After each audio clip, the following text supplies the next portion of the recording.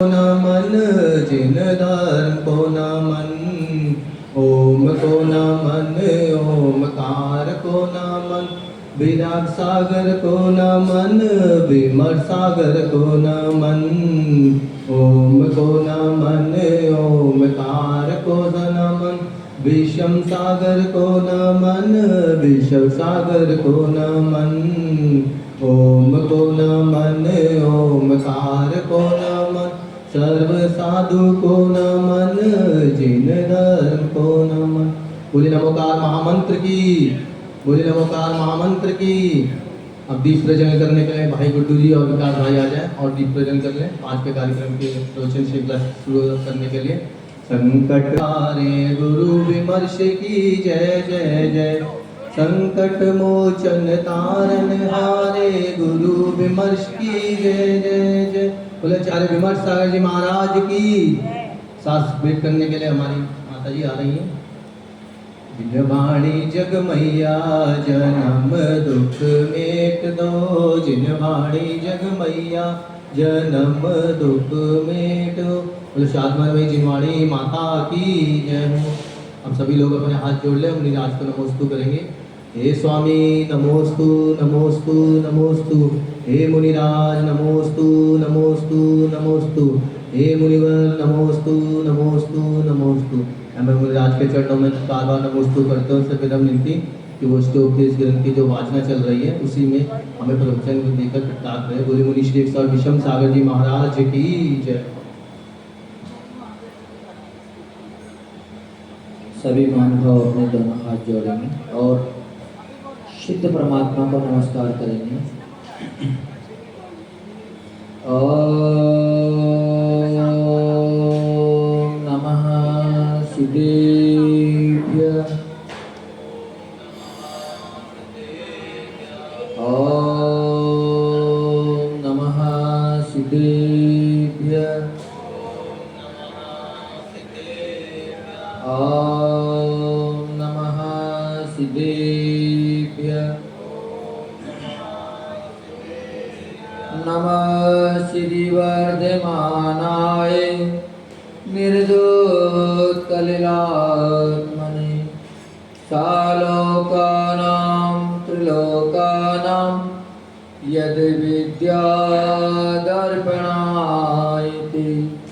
यद् विद्यादर्पणायते, यस्य स्वयं स्वभावाप्ति प्रभावे कृतस्तकर्मणा, तस्मै संज्ञानरूपाय नमोस्तु परमात्मने, नमोस्तु परमात्मने। गुरुवापान्तो नो नित्यं ज्ञानदर्शनायिका, चारित्राणां गंभीरा मोक्षमार्गोपदेशिका, ज्योतिवाद्य एक जरार्थी अजितनाथ भगवान की जय। ज्योतिवाद्य एक जरार्थी मूलनायक श्री शांतिनाथ भगवान की जय। वर्तमान शासन नायक भगवान श्री महावीर भगवान की जय। आचार्य भगवान श्री पूज्यपाद स्वामी की जय। गुरु नाम गुरु सूर्य गच्छाचार्य श्री विराग सागर जी महामुनिराज की जय। मम आराध्य गुरुदेव जिनागम पंथ प्रवर्तक भावलिंगी संत राष्ट्रों की शमणाचार्य गुरुदेव आचार्य भगवान श्री विमर्श सागर जी महामुनिराज की जय। जिनागम पंथ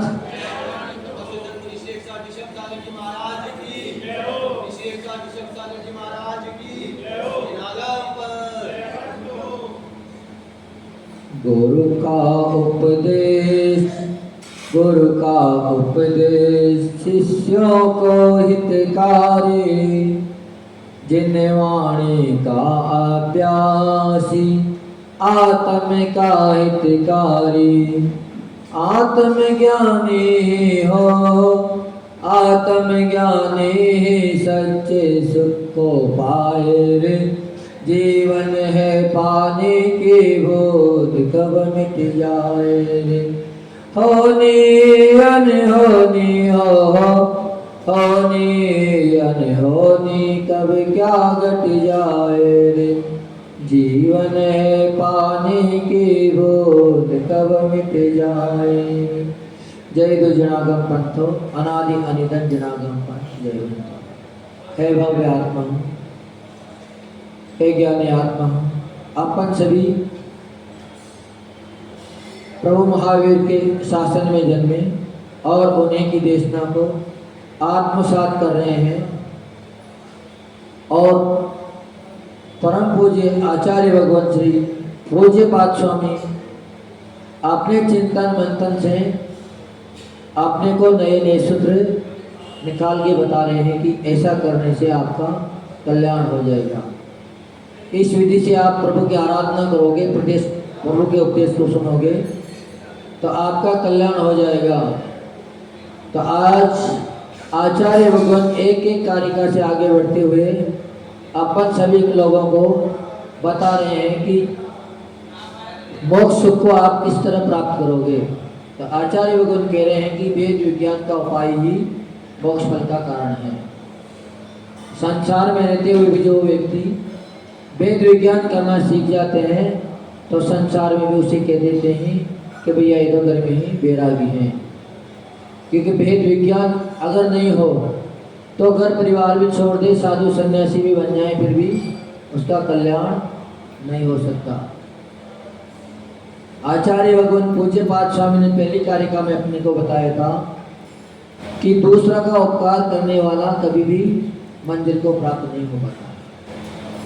जो स्वयं अपना उपकार करता है वही एक न एक दिन मोक्ष को प्राप्त करेगा, लेकिन अगर जो हमें दूसरे को उपकार करने में ही लगा रहा तो किसी भी हालत में अपना कल्याण नहीं कर पाएगा। तो आचार्य भगवान आज अपने को एक नया सूत्र दे रहे हैं, बता रहे हैं, क्या बता रहे हैं कि गुरु उपदेशाद अभ्यासात संविति स्वपनांतरम जानाति ऐसा जानाति मोक्षोक्यम निरंतरम। मोक्ष को कौन प्राप्त करें? तो आचार्य पूज्यपाद देव अपनी साधना से निरंतर चिंतन मंथन करते हुए कह रहे हैं कि अपना कल्याण कब होगा? या तो होगा गुरु उपदेश से। पहला पसंद बता दिया कि गुरु के उपदेश से व्यक्ति का कल्याण हो सकता है। जो गुरु की उपदेश को सुनकर अपने आत्मा में उतार लेता है वो निश्चित ही अपने कल्याण कर लेता है। दूसरा लक्षण आचार्य भगवान बता रहे हैं कि अभ्यास से, अभ्यास करने वाला व्यक्ति भी धीरे धीरे अपनी मंजिल पर पहुंच जाता है, अपने कार्य को सफल कर लेता है। पर जो अभ्यासी नहीं है वह नहीं पहुंच पाता है। एक दो आता है एक करता अभ्यास के जड़मति हो सुजान। जड़ बुद्धि व्यक्ति भी प्रतिदिन अभ्यास करने से अपने लक्ष्य को साध लेता है। जैसे एक पाषाण को रस्सी काटने में सक्षम नहीं है, रस्सी कभी भी पाषाण को नहीं काट सकती है। पर अपन ने सभी ने देखा है जब कुएं पे पानी भरने जाते हैं तो वहाँ एक एक फुट की बड़ी बड़ी शिलाएँ लगी होती है। कितनी मोटी? एक एक फीट की। पर उन शिलाओं में भी दरारें पड़ जाती है, बहुत गहरी गहरी दरारें उसमें हो जाती हैं। और किस चीज़ से हुई? प्रतिदिन के अभ्यास से हुई हो। तो अपने को भी अगर अपना आत्म सुख करना है, अपना कल्याण करना है तो प्रतिदिन अपने को अभ्यास करते रहना चाहिए।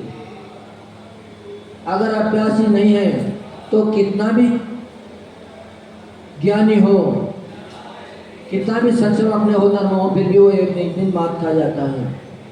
अगर सैनिक है, उसने हर कला सीख रखी है, उसका निशाना भी बिल्कुल सटीक चलता है, जहाँ लगाना चाहे वहाँ लगता है। लेकिन अगर वो अभ्यास ना करें तो अंत समय पे जब वो निशाना मारने जाएंगे तो वहाँ वो चूक जाएंगे। इसीलिए सैनिक कोई 12 महीना काम नहीं आते हैं सरकार, कब काम आते हैं? साल 2 साल में कभी कभार। पर फिर भी वो अभ्यास प्रतिदिन करते हैं। पहाड़ों पे चढ़ने का अभ्यास प्रतिदिन करते हैं कि अगर अभ्यास नहीं करेंगे तो फिर समय पर नहीं चढ़ पाएंगे। तो ऐसे ही अपन है। पर अपन लोग क्या करते हैं, 10 लक्षण आए तो बड़ी तीव्रता से सब लोग आए, सबने पूजन करी, पाठ करी, पूरा मंदिर भरा हुआ रहता था। पर जैसे ही 10 लक्षण खत्म हुए और दूसरे दिन ही सुनसान हो गया। पर एक दिन का अभ्यासी कभी भी अपनी मंजिल को प्राप्त नहीं कर सकता। कभी कभार अभ्यास करने वाला मंजिल पर नहीं पहुंच सकता। तो आचार्य भगवान इसमें यही बता रहे हैं कि प्रतिदिन अपने को अभ्यास करते रहना चाहिए। और तीसरा दृष्टांत क्या बताया आचार्य भगवान ने? आत्मज्ञान से, अपने अंदर जो आत्मा का ज्ञान है उसका अगर अपन सहारा लेंगे तो निश्चित ही अपन मंजिल पे पहुंच जाएंगे। आत्मज्ञान से स्व का आत्मा से भिन्न पदार्थों को जानता है।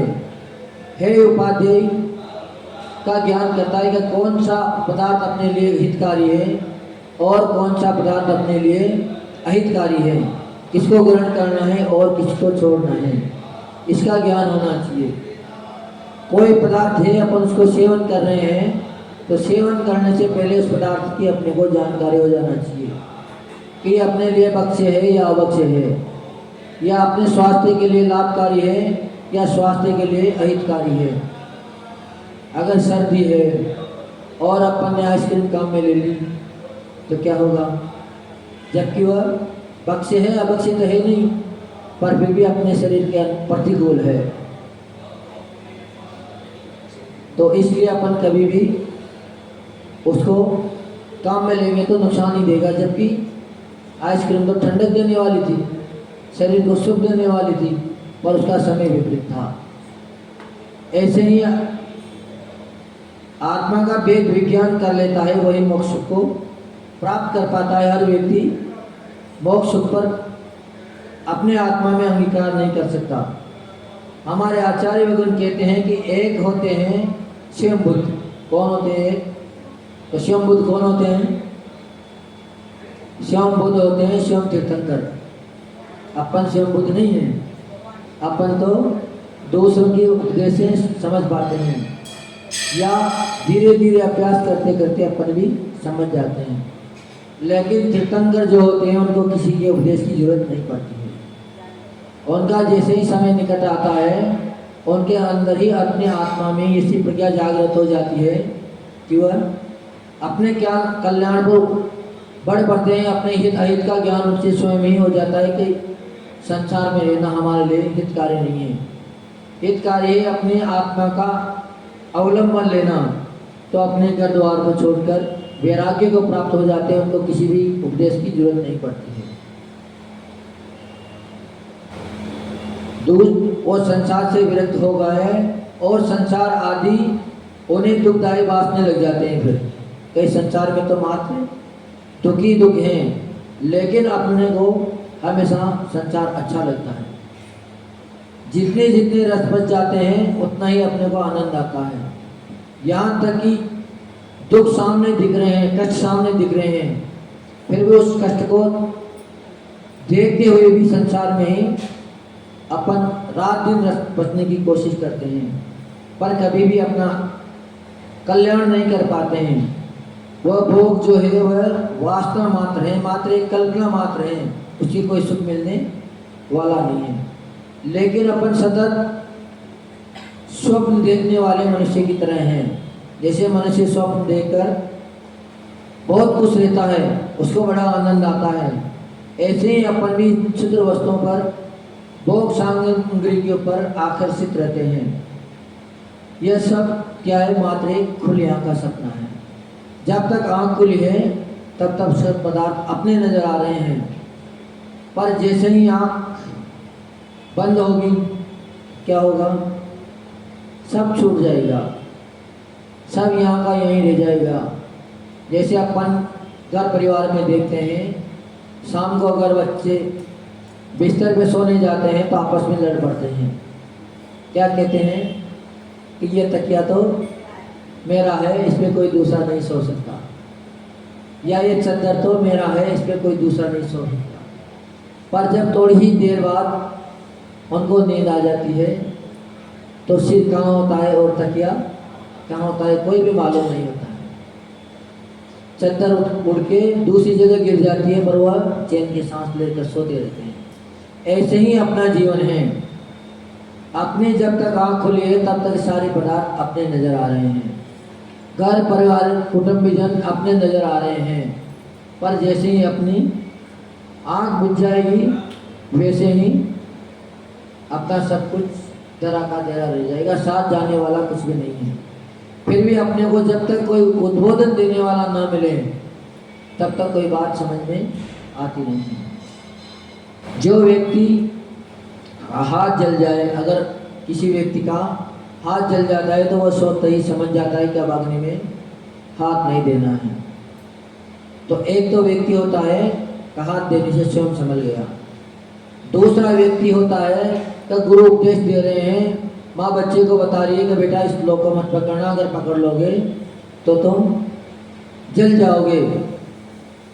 तो वह है उपदेश से समझने वाला, गुरु के उपदेश से ज्ञान प्राप्त करने वाला।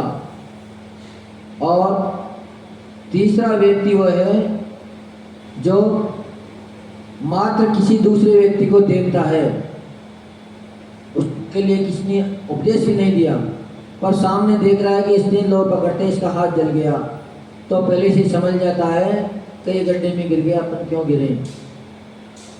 तो तीन तरह के व्यक्ति इस संसार में हैं।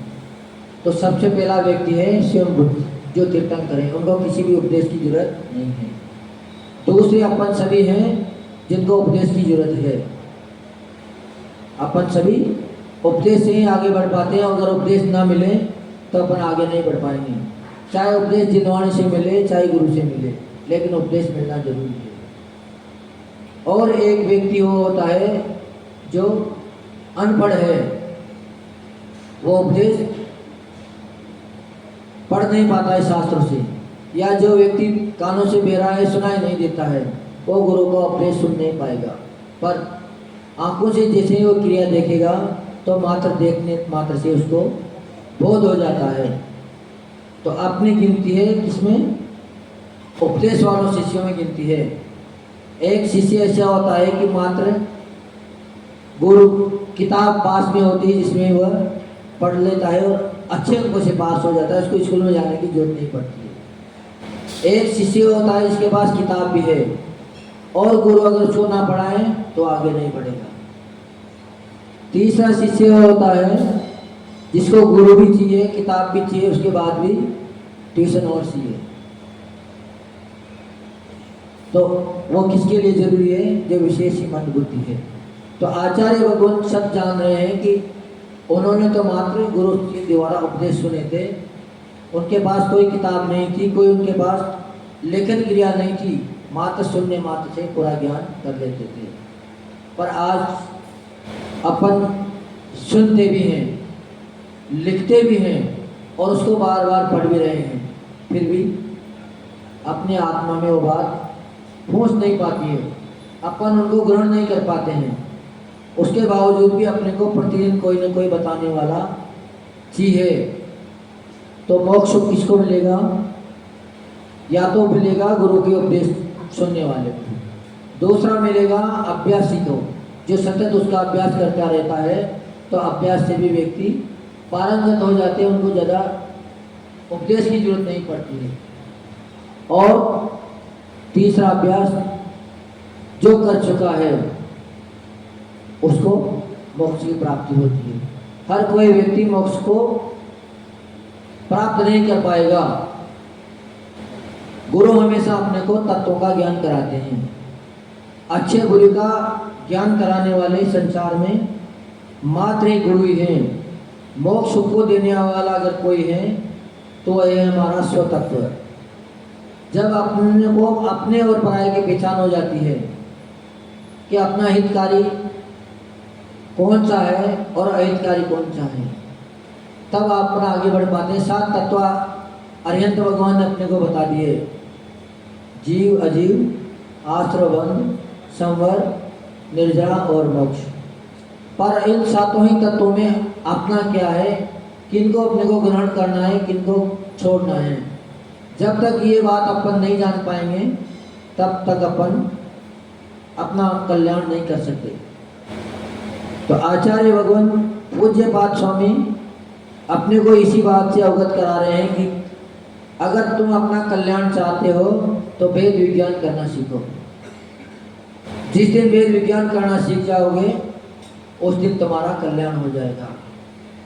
पर वेद विज्ञान मात्र कहने से तो अपने को मिल नहीं जाएगा, उसके लिए भी कोई न कोई अपने को गुरु चाहिए।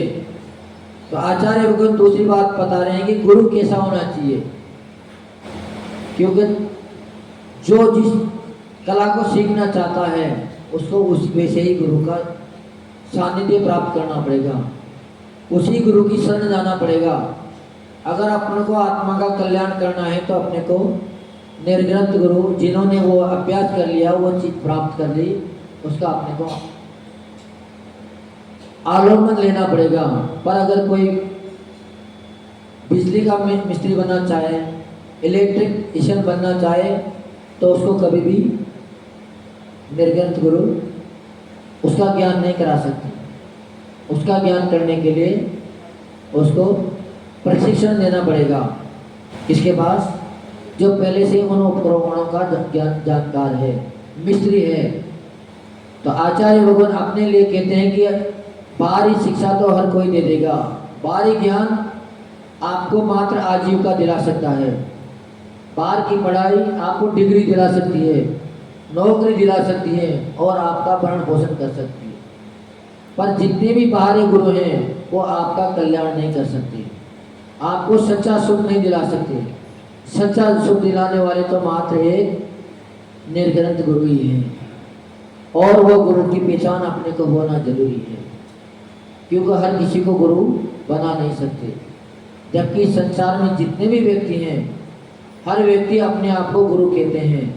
सब गुरु बनने के लिए तैयार हैं, लेकिन शिष्य बनने के लिए तैयार कोई भी नहीं। पर कल्याण कब होगा? शिष्य बनने में होगा। गुरु बनने में कभी भी कल्याण नहीं हो सकता।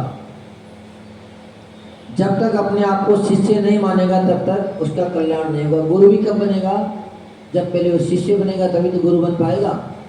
पर आजकल सब सीधे सीधे गुरु बनने की कोशिश करते हैं, कोई किसी की सुनना पसंद नहीं करते। हम क्यों सुने? हम तो खुद ही ज्ञानी हैं। पर आचार्य भगवान ने बता रहे हैं कि संसार में अगर कोई गुरु है तो कैसे लक्षण है। रत्न श्राव का 4 में एक गाथा आती है, 10 नंबर की गाथा है कि विषयासा वसाती तो निरारंभो परिग्रह ज्ञान ध्यान तपोरता तपस्वी से प्रशस्तता।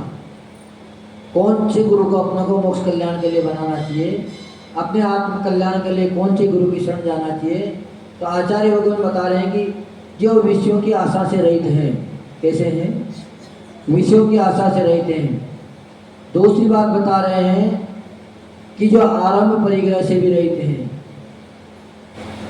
और तीसरी बात बता रहे हैं जो हमेशा अपने ज्ञान ध्यान में लीन रहते हों, हमेशा अपने तप साधना में लीन रहते हों। ऐसा नहीं है कि मात्र वेश तो है दिगंबर साधु का, पर वह सतत हमेशा ही अगर लौकिक कार्य में लगे रहें, लौकिक शिक्षा में लगे रहें, तो ऐसा गुरु भी अपने को कभी भी कल्याण के मार्ग पर नहीं पहुंचा सकता। तो आचार्य भगवान कह रहे हैं कि अपन को गुरु भी बनाएं तो पहचान करके बनाएं, हर किसी को गुरु ना बनाएं। और गुरु हमेशा एक ही बनाएं, कभी भी सलाहकार 10 नहीं होना चाहिए। 10 गुरु कभी भी ना बनाएं, पर यहाँ प्रसन्न हो सकता है कि भगवान 24 तीर्थंकर हैं। अब गुरु अपने एक को बनाएंगे तो हम मात्र एक ही सेवा करें, तो ऐसा भी नहीं। निर्ग्रंथ गुरु हैं तो एक ही गुरु को अपन अपनाएं, ऐसा भी नहीं।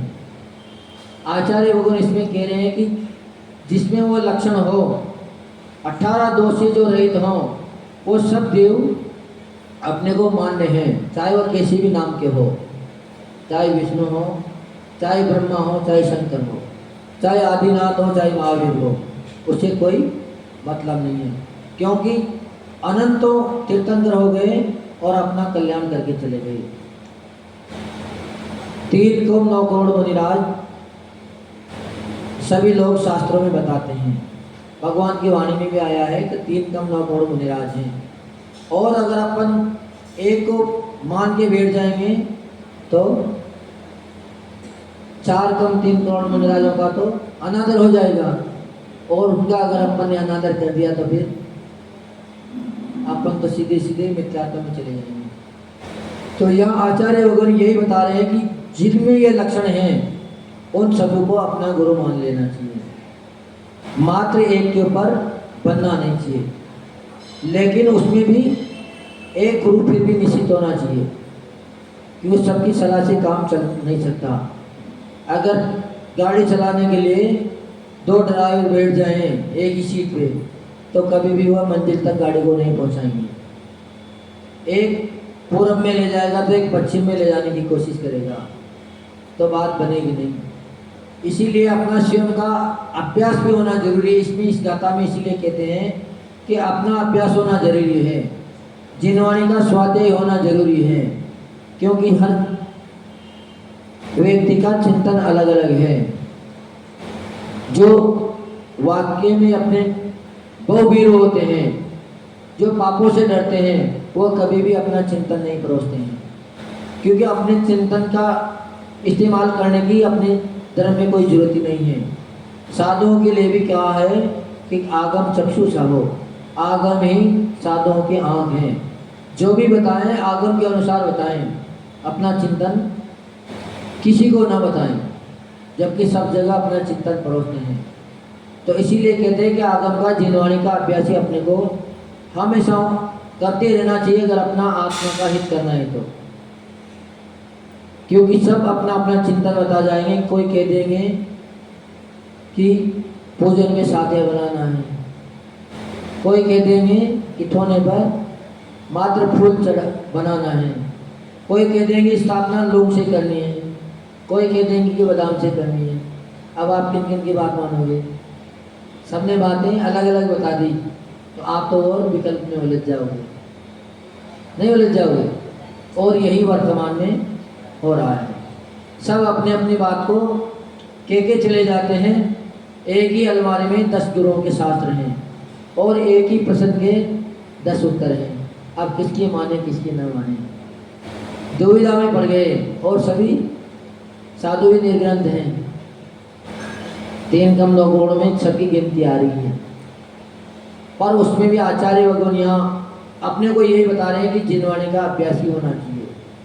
सबकी सुने, लेकिन उसका मिलान आगम से करें। अगर आगम से उनकी बातें मिल रही है तो निश्चित ही अपन उनकी बात को स्वीकार करें, और अगर आगम से नहीं मिल रही है तो वह कितना भी अपने को बताते जाएं, पर मात्र अपन का सुन तो सकते हैं, लेकिन उसको अपने आत्मा में ग्रहण नहीं कर सकते। अगर ग्रहण कर लोगे तो आप भटक जाओगे। तो इसलिए आपको सतत जिनवाणी का स्वाध्याय भी करते रहना चाहिए। मात्र सुनी सुनाई बात में कभी भी विश्वास नहीं करना चाहिए, क्योंकि सुनी बात कभी गलत भी हो सकती है। कभी कभार सुनने में भी गलत आ जाते हैं, वो पता खुश रहे हैं और सुनने में गलत आ जाते हैं। इसलिए आचार्य वगैरह कुंद स्वामी ने समय सार में यही कहा है कि हम अपने चिंतन से आगम का अभ्यास करके आपको उपदेश दे रहे हैं, पर फिर भी हम छद्मस्त हैं। हम कोई सर्वज्ञ नहीं है, और छद्मस्त व्यक्ति से जुबान फिसल सकती है, बोलना कुछ चाहे और बोलने में कुछ आ सकता है। तो तुम लोग कभी भी हमारी बात को मात्र छल से ग्रहण मत कर लेना। आपको जैसे ही मालूम पड़ जाए कि ये बात ऐसे है तो उसको फिर तुरंत बदल देना। पर जब गुरु को अपनाएं, गुरु बनाएं, तो उसके ऊपर समर्पण पूरा होना चाहिए। गुरु आपको शिक्षा देते हुए कह दें कि 2 और 2 कितने होते हैं, तो सबको पता है कि 4 होते हैं। पर अगर गुरु कह दें कि 2 और 2 4 5 होते हैं, तो आप किसको सत्य बताओगे? 4 को सही बताओगे या 5 को सही बताओगे? 4 को सही बताओगे। तो 4 को सही बताने वाला कभी भी मंजिल पे नहीं पहुंच सकता। मंजिल में वही व्यक्ति पहुंचेगा जो गुरु की हर बात को ग्रहण करेगा। क्योंकि गुरु ने आपको गलत रास्ता भी बता दिया और आपने वो ग्रहण भी कर लिया, तब भी आप मिथ्या दृष्टि नहीं हो जाओगे। क्यों? क्योंकि आपने एक अपने गुरु के ऊपर विश्वास किया है, गुरु के लिए समर्पण किया है। आप मिथ्या दृष्टि कब हो गुरु? जब आप जिनवाणी में उस सूत्र को समझ लोगे, या कोई दूसरा व्यक्ति आपको बताने आ जाएगा कि ये प्रश्न ऐसे नहीं ऐसे हैं, और वो जिनवाणी का आपको प्रमाण दे देगा, तब जाके फिर आप उसको बदल सकते हो। नहीं तो गुरु के प्रति पूर्ण श्रद्धा होनी चाहिए, समर्पण होना चाहिए। समर्पण अपना अगर नहीं है तो गुरु साक्षात अपने सामने होते हुए भी अपना कल्याण नहीं होगा। क्योंकि गुरु परीक्षा भी लेते हैं, हमेशा गुरु भी परीक्षा लेते हैं। तो ऐसे ही शिष्य को भी गुरु की परीक्षा लेकर शिष्य गुरु बनाना चाहिए। हर किसी को संसार में गुरु नहीं बनाना चाहिए, और गुरु जब बन जाए तो फिर उसको अपना समर्पण कर देना चाहिए।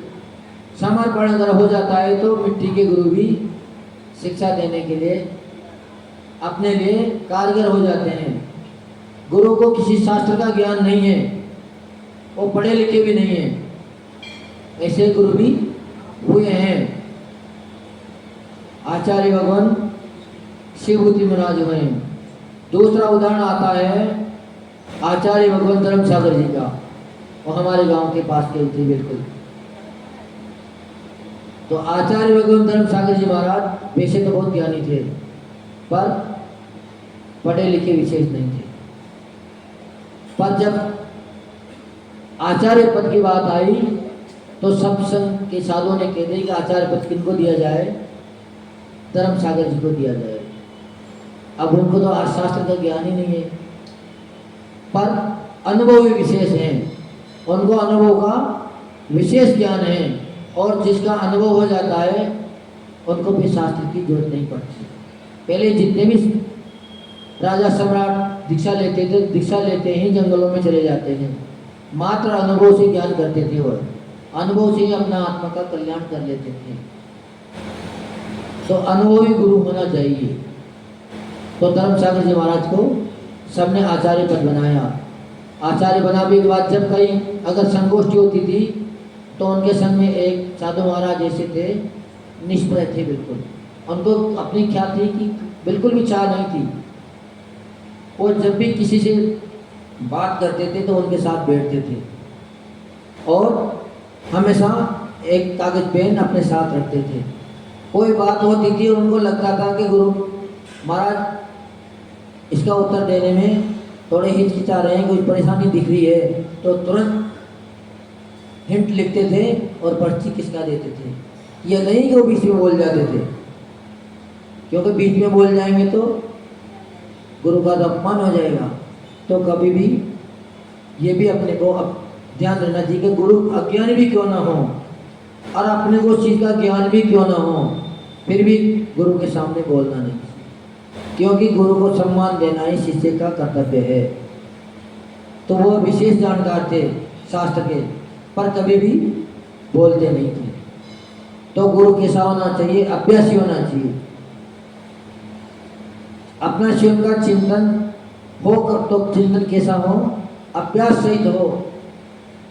वो चिंतन उन्होंने स्वयं अपने लिए काम में लिया हो, वो चिंतन अगर कोई दे रहे हैं तो उस चिंतन का भी हमेशा ग्रहण करना चाहिए। क्योंकि जितने भी साधु संत हैं, निर्ग्रहण साधु हैं, वो कभी भी सीधी सीधी बात नहीं बता रहे हैं। आचार्य वगैरह पूज्य पाद भी जितनी अपने को सूत्र बताते जा रहे हैं, इस सूत्र का पहले उन्होंने अभ्यास किया है। अभ्यास करने के बाद ही अपने को एक एक गाथा वो बता रहे हैं। तो अपने को अभ्यासी गुरु का भी निश्चित ही अवलंबन ले लेना चाहिए, और गुरु के ऊपर समर्पण करके अपना आत्म कल्याण करना चाहिए। क्योंकि तीन ही चीज अपने आत्म कल्याण में कारगर हैं। पहला है गुरु उपदेश, दूसरा है अभ्यास, और तीसरा है अनुभव। आत्मा का अनुभव होना भी जरूरी है। अनुभव करते हुए भी अपना कल्याण कर लेंगे। तो इन तीनों चीज़ों को अपने को आज के उपदेश से ग्रहण करना चाहिए। एक तो हर किसी को गुरु नहीं बनाना चाहिए, एक जीवन में एक ही गुरु होना चाहिए, 4-4 5-5 गुरु भी नहीं होना चाहिए। और तीसरी बात, समर्पण सच्चा होना चाहिए। अगर ये तीनों चीजें अपन ने अगर आत्मा में साक्षात्कार कर ली तो निश्चित ही अपन मोक्ष को प्राप्त हो जाएंगे, क्योंकि मोक्ष को प्राप्त करने वाले ये तीन ही व्यक्ति हैं, इसके अलावा कोई भी मोक्ष को प्राप्त नहीं कर सकता। जो परम पूज्य आचार्य भगवान गुरुदेव विमल सागर जी महामुनिराज की जय।